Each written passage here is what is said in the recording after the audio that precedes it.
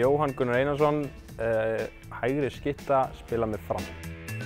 Ég var 10 ára gamall þegar ég byrjaði að æfa handbolta og æfði þá með Fram og hef alltaf gert. Ég held mikið upp á Julián Dúra núna.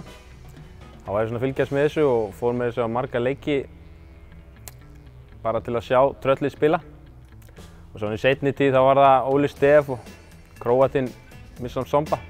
Stærsti leikur sem ég spila á ferlinum mjög líklega, já, svona, ég setja svona í samhengi með mikilvægasti þegar við urðum Evrópumeistarar unglingalandsliðinu árið 2003, unnum þá Þjóðverja. Og hann var svona, stendur svona eiginlega upp úr, síðan var reyndar svona stemninglega séð, þá var stærsti leikurinn kannski úti móti Selju Laskó. Það var góð upplifun. Uppáhalds sjónvarpsþáttaröðin mín mjög líklega bara Dexter. Ég finn mjög mikið í karakterinn.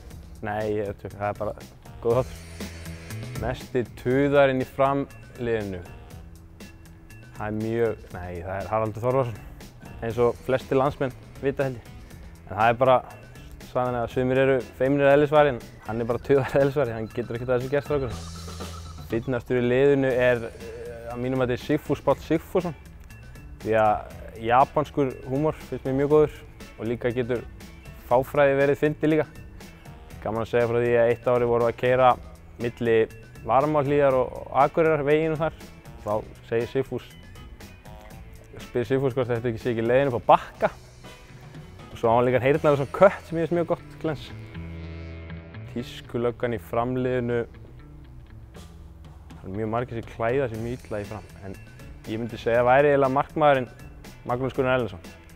Það er að hann mætir alltaf í jakkafötum æfingum. Og ég held ég aldrei séð hann í gallabuxum. Hann mætir bara út og hann langar að mæta í jakkafötum. Það er bara flottur. Þessi sem er verst á tónlistasmekkin Róbert Aron Holstert, Sjarmatröllið.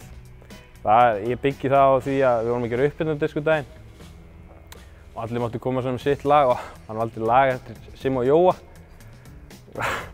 Ég myndi velja hann. Síðan einn annar sem dýrkar skúter bókstaflega, en ég ætla ekki að nefna hann nafn svona til að sverta ekki mann á hans svona.